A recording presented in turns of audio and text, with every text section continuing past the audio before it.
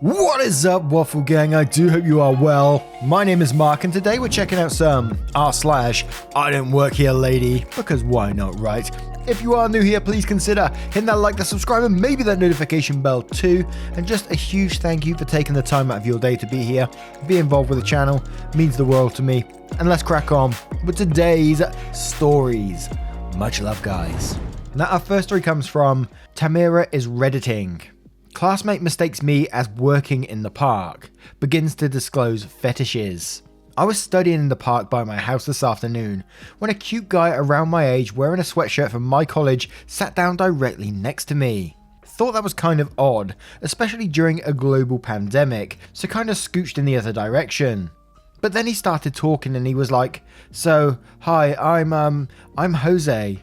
All stuttery and not making eye contact and everything.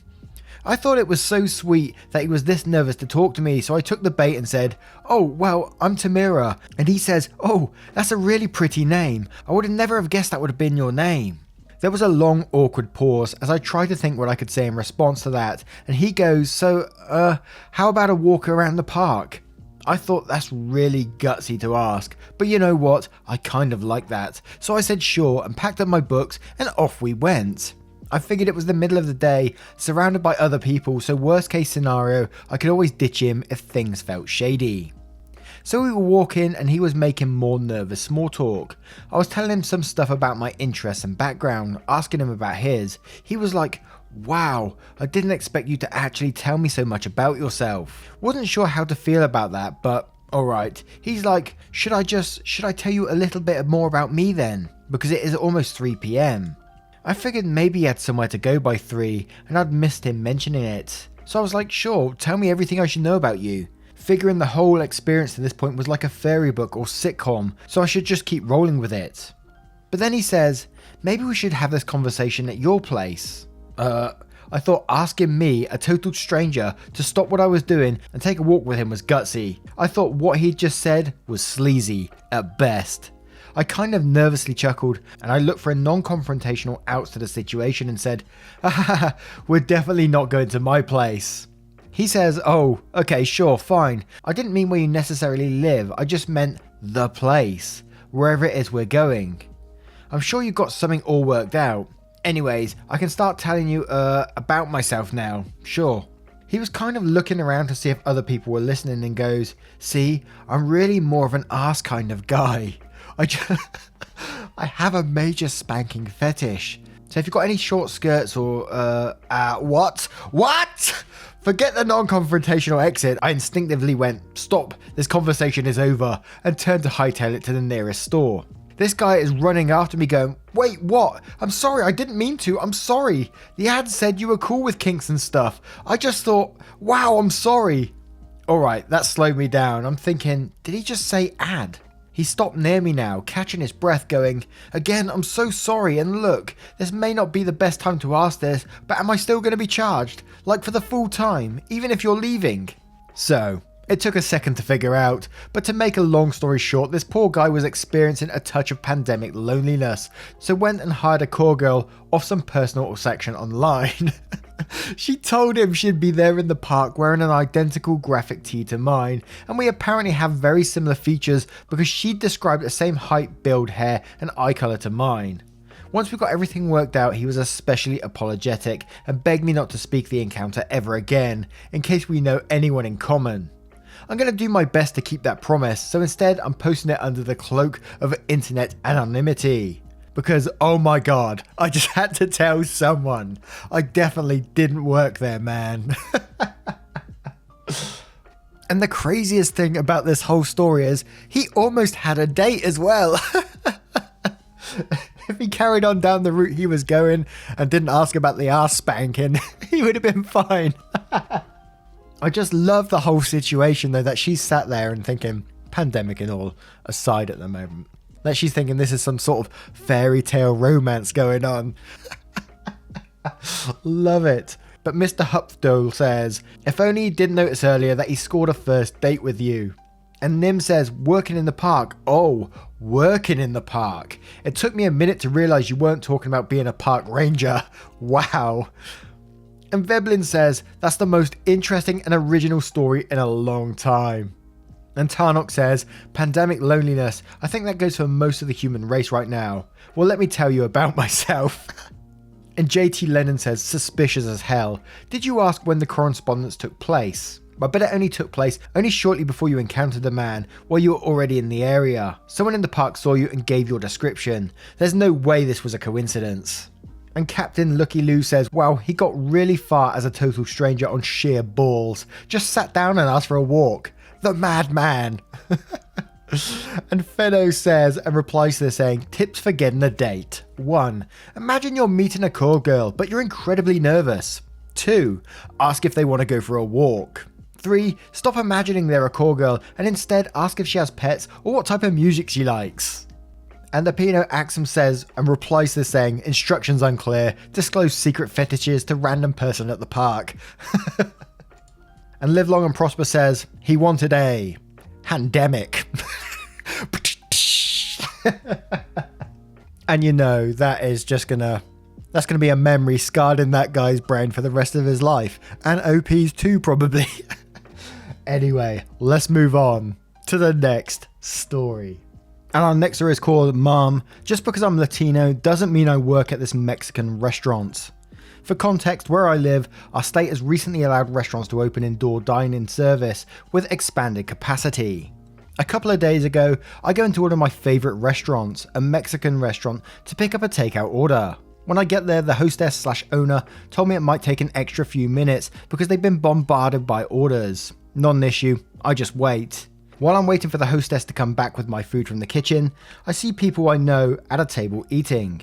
They wave me over, so I go and say hi and talk to them. In Spanish, we're all Latinos, while I'm waiting. Next thing I know, I hear a woman say, excuse me, excuse me.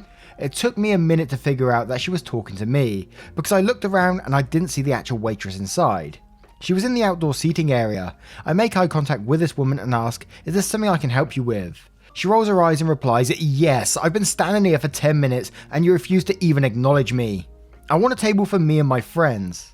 I tell her that I don't work at the restaurant, which she refuses to believe. I see you talking to seated customers and you clearly look like you work here. Mind you, I'm dressed in jeans, a sweater and a mask, that's it. I firmly tell her that I don't work here, to leave me alone and just turn away completely as I see the hostess/owner come back from the kitchen. This is when she starts yelling. The hostess runs up and asks what's going on. The woman tells her, you have this rude, insert racial slur about Latinos, working here that refuses to do her job. All she wants to do is talk to her friends at that table. Points at the people I was talking to. I've been waiting for over 10 minutes for a table while she ignores me. This is ridiculous that you would hire someone like that. At this point, everybody stops what they're doing after she called me a slur. Didn't hurt my feelings at all because I know this is coming from a total random lady who is just the worst. The hostess owner tells her that I don't work here, that calling me a slur is disgusting and to get out and never come back. The woman just stutters a few times before storming out, saying probably racial stuff under her breath. I pay for my food, leave a huge tip, all while the owner is apologising to me about what happened. I told her it was all good, and honestly, that is way more embarrassing for the screaming woman, who had all the colour drop from her face when the owner told her that I was a customer and for her to get out. And we'll start off with Crazy Saz saying on this one, what a complete cow. God help people working in places like that have to take shit like this. And OG says, there is always a dumb racist person around. She looks so bad in front of the whole restaurant and probably her own friends too. We laugh while they look stupid. I hope you enjoy the food. It was seasoned with payback. Lol. And Damn Good Deal says, I used to wonder how there could be people in the world that act like this. Then I joined customer service business and understood. Glad of the way the restaurant and you responded to the situation. Now I turn this one to you guys. What do you guys think of this situation? And I know many of you have been in the customer service industry. Tell me your stories below, and let's go to the next story. Now our next story comes from Allow Edits. How long have you worked here, dear? I've loved reading all your stories, so I decided to share my personal story that fortunately happens to be sweeter than most here. On mobile, so I apologise for any format problems. The year was 2011 and I was working at Chick-fil-A in my hometown. One day I wanted to look for a particular game at GameStop before my evening shift, so I put on that maroon polo and slacks combo and left my house early. It was a Saturday and fairly busy as I tore through the used section for my RPG of choice. However, not finding what I wanted, I wound up just stepping back and people watched for a while to kill the time. Enter the old lady, maybe around 60 years old. She walked straight to the Wii section with a piece of paper in her hand, but in less than a minute seemed to grow concerned as she looked at her paper, then the shelves, and back to the paper. A quick glance around revealed that both workers in view were busy, so I stepped forward to offer my help. Stepping just inside the edge of her vision, I said, "Hello, can I help you, ma'am?" The old lady flinches for a moment before recovering. "Oh, yes, I can't seem to figure out which ones I should get." It turned out that she was confused by the different Just Dance games that were available, and I was happy to inform her that the only true difference was the selection of songs available. She picked the newest game because why not, and asked if I had any suggestions for games to give a then 8-year-old, for which I'm fairly certain I pointed to the Mario Galaxy games. We chatted for a minute about her family. Old lady smiling that she was now through the minor ordeal. As she turned to go to the register and said, "Thank you for helping me, so how long have you worked here, dear?" I tilted my head in confusion before recalling that I was wearing what could be seen as work casual clothes. I said, I don't work here, ma'am." I point to the CFA logo on my sleeve to emphasize my point. "Oh," blink. "Oh, I'm so sorry I took up your time. Thank you again." She gave me that shoulder squeeze that only sweet old ladies can before placing herself in line. I didn't get what I wanted, but I wound up getting what I needed. A pleasant moment to get me through yet another monotonous shift of fast food fun. Thanks for reading. And it's nice to have a little cheeky wholesome story in the middle of the chaos right there, right? I think we'll just leave that one there. We'll leave it at wholesome because some of the comments are not happy about 60 years old being called old. Now this next one had me at the title, and it's from Knight of a Micronation. Guy in armor must be in charge. So a bit of backstory, back in 2018 when this occurred, I had saved up quite a bit of money from a job as a shift lead in the food service industry. So what did I, a 70 male, do with that money? I bought a suit of steel plate armor, helmet and all, something I had always wanted to do since I knew what a knight was. I'd bought it primarily to wear at the local Renaissance festival, but took every opportunity to put it on that I could. And this wasn't some thin ceremonial or LARP stuff, it was the real deal, 16 gauge steel, thick leather straps, over 100 pounds altogether. It could stop a sword. At the time and currently I stood 6 feet and 5 inches and weighed a grand total of 140 pounds, soaking wet. Not the most intimidating on my own, but with the armour on I was scary as fuck. Or so people have told me. Anyways, on to the story. That October, my mum signed my entire family up to volunteer at a nearby hospital's trunk or treat, the Saturday before Halloween, a night I had off from work, so I suited up, the rest of my family got into their Renfest costumes, and off we went. When we arrived, we reported to the event director, the real manager, and were assigned our duties. My parents were to hand out candy from the back of their car and keep an eye on the kids walking through, like most of the adults. The youngest of my siblings, 11 female, was sent to help oversee some of the games going on inside and around the hospital. The oldest, 15 female, was sent with me. And what was my wondrous task? A glorified traffic cone. My job was to stand at one of the entrances to the portion of the parking lot the event was taking place in and keep cars from driving through. Here to join Trunk or Treat? Go around the hospital to the exit side of the lot and someone else will direct you further. Just trying to leave the hospital? Sorry bud, you're going to have to turn around. No exit here. There was another entrance but other volunteers took care of it, and mine was where the line of Trunk or Treaters would wait while another group went through. It did make sense to put me there though. If you didn't notice the glow stick lanyard all volunteers were wearing, you'll definitely notice the hulking 6'5" guy encased in reflective steel standing in your headlights. And if you somehow didn't, I had a much better chance of surviving getting hit. So there I stand for 2.5 hours, directing traffic and taking pictures with a fair few of the kids waiting in line. Most were a bit scared of me, but with some encouragement from their parents and a lift of the helmet visor to show I was indeed a person under all the metal, they became very excited to meet a real knight. So sometime between 2.5 and 3 hours on duty, I hear a little bit of yelling coming from the other parking lot entrance. I didn't think much of it, because there are a lot of people being loud, especially kids, so I keep on keeping on. Then a moment later, just as I finish another photo op, there's a tap on my pauldron. shoulder armor. I turn and there stands one of the volunteers from the entrance looking a bit exasperated. Hey man, sorry to bother you, but can you come with me for a moment? We could use you over here. A little bit confused, wondering if maybe someone needed a bathroom break and needed me to take over or something, I said sure and followed him back. As we got closer, the shouting got louder and I started to make out some of it. I don't care what the fuck is going on tonight, I want to leave through here. The other exits to such and such road and the construction there is a pain in the ass. Where is your fucking manager? I'll make him make you let me through. This is ridiculous, do you have any? And blah blah blah. Now I see a car stopped at the second entrance and a red-faced man in the driver's seat with the window down tearing into the second volunteer traffic cone. As we approached, the guy who grabbed me ran ahead, blocking the man's view of me as I got closer. Alright man, he said, here's the manager like you wanted. About fucking time. What is he, a slur? Like you two. I swear to God I'll... At this point the volunteer who had me follow him stepped aside and I came forward, right next to the car's window. The jerkwad's mouth dropped and his face went a few shades lighter as I lumbered to a stop. What's the problem here, I asked, finally figuring out what was going on. I also might have made my voice a little deeper than it actually was. The man just stared at me for a couple of seconds, mouth agape. Still not sure which was worse for him, the beast in medieval armor or the fact that he saw his own stupid face reflected in my visor. When he finally found his voice again, he sort of pointed ahead of him and mumbled, I want to leave through here because the traffic is really bad the other way because of the construction. I didn't let him finish and folded my arms, which wasn't exactly easy.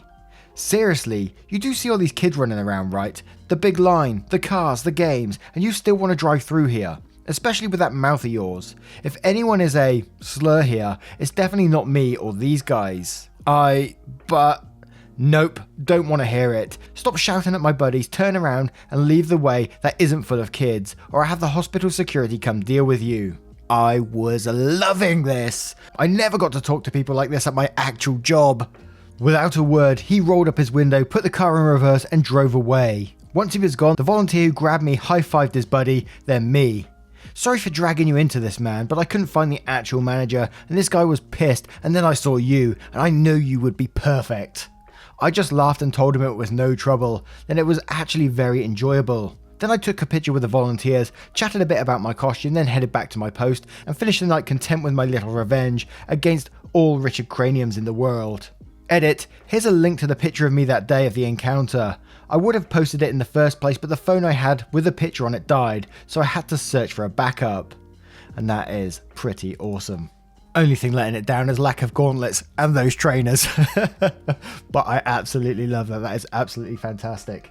And a question while I'm here that I've never thought of before. Could no sword actually go through that? Could they actually pierce that armor at all? Or was like a knight on the battlefield just like invincible?